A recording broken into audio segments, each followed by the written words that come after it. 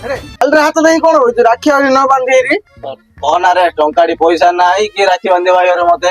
ଟଙ୍କାଟି କଣ ପାଇଁ ନାହିଁ ବାବା ମାଗୁନୁ ବାବା ସେ ତ କଞ୍ଜୁସ ଟା ସେ ଟଙ୍କାଟି ଦବ ବୋଲି କେବେ ନା ନା ରାକ୍ଷୀ ପୂର୍ଣ୍ଣିମାଟା ଯେ ଯା ଦବ ମାଗେ ଆଜି ରାକ୍ଷୀ ପୂର୍ଣ୍ଣିମାଟା ହଁ ତୁ କହୁଛୁ ହେଲେ ଯାଉଛି ହେଲା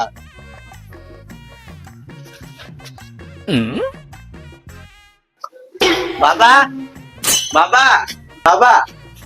କିରେ ଆଜି ଏତେ ସର୍ଦାରେ ବାବା ବାବା ଏଇ ଡାକି ଉଠୁ କଣ ହେଲା କଥା କଣ କହୁଥିଲି କି କଣ କହୁନୁ କଣ ବାବା ଆଜି ରାକ୍ଷୀ ପୂର୍ଣ୍ଣିମା ବା ରାକ୍ଷୀ ପୂର୍ଣ୍ଣିମା ନାହିଁ ଆଉ କଣ ଜାଗର ରାତି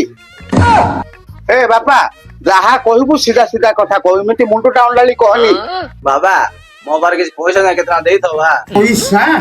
ରେ ତୋତେ ଟିକେ ଲାଜ ସରମ ବୋଲି ଟିକେ ନାହିଁ ହଁ ପାଠ ଛାଠ ପଢିଛୁ ଘଣ୍ଟାଟା ହେଲୁଣୁ କାଇଁ ଯାଉନୁ କୋଣ ଖଟିକି ଦି ପଇସା ଆଣିବୁ ବାପାକୁ ପଇସା ମାଗିବୁ ତୋତେ ଟିକେ ଲାଜ ନାହିଁ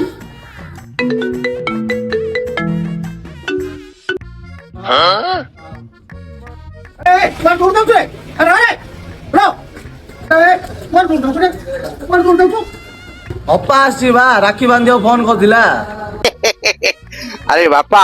ବର୍ଷକୁ ଥରେ ରାକ୍ଷୀ ପୂର୍ଣ୍ଣିମା ଭଉଣୀ ଆସୁଛି ଭାଇର ହାତରେ ରାକ୍ଷୀ ପିନ୍ଧିବ ହଁ ଅବଶ୍ୟ ତୋର ରୋଜଗାର ପତ୍ର କିଛି ନାହିଁ ଆରେ ଆଜି ନହେଲେ କାଲିକି ରୋଜଗାର କଲେ ଅପାକୁ ଦେଇଦେବୁନୁ ହଁ କାହିଁ ତୁ ଏତେ ଟେନସନ ନଉଛୁ ଖାଲି ଅପା ହଉଛି ବା ଆଉ କିଏ ଆଉଛି ତା ସାଙ୍ଗରେ ପିଜି ଡାନିଏଲ ଆଉଛି ପିଇସି ନାନୀ ହଁ ବାପା ତମ ଭଉଣୀ ହଉଛି ତମକୁ ରାକ୍ଷୀ ବାନ୍ଧିବାକୁ ମତେ ରାକ୍ଷୀ ବାନ୍ଧିବ ଏ ବାପା ତୁ ଯୁଆଡେ ଯିବାଟା ଯା ମୁଁ ମୋ ବାଟେ ଚାଲିଲି